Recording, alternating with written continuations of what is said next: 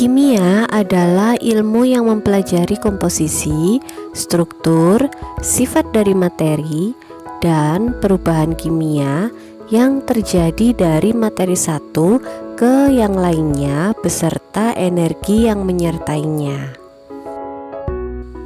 Ilmu kimia dikatakan sebagai pusat pengetahuan atau the central of science karena pengetahuan tentang kimia dapat membantu memahami ilmu pengetahuan yang lainnya. Ilmu kimia berperan untuk mencari materi alternatif, misalnya penggunaan sel bahan bakar sebagai bahan bakar alternatif untuk menggantikan minyak bumi yang merupakan sumber daya alam yang tidak dapat diperbarui.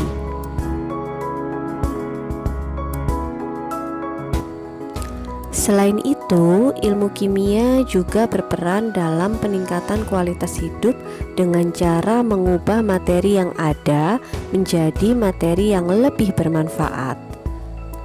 Sebagai contohnya, pengubahan minyak bumi menjadi produk bahan bakar, cat, deterjen, pupuk, dan plastik melalui proses kimia. Ilmu kimia berperan penting dalam berbagai bidang, diantaranya bidang pertanian, bidang industri, bidang geologi, bidang farmasi, dan juga bidang kedokteran. Di bidang pertanian, ilmu kimia diperlukan dalam pembuatan pupuk dan pestisida untuk intensifikasi pertanian.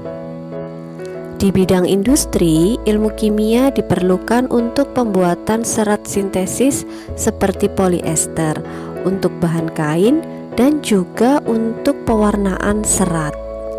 Di bidang geologi, ilmu kimia berperan dalam mempelajari kandungan material bumi, logam, maupun minyak bumi. Dalam bidang farmasi, ilmu kimia berperan dalam pembuatan obat-obatan. Di bidang kedokteran, ilmu kimia diperlukan untuk mempelajari genetika guna mengembangkan metode pengobatan kesehatan seperti uji kesehatan, pembuatan alat cuci darah, serta pembuatan materi sintesis seperti pengganti tulang gigi. Ilmu kimia juga berperan dalam bidang ilmu pengetahuan dan teknologi atau IPTEK.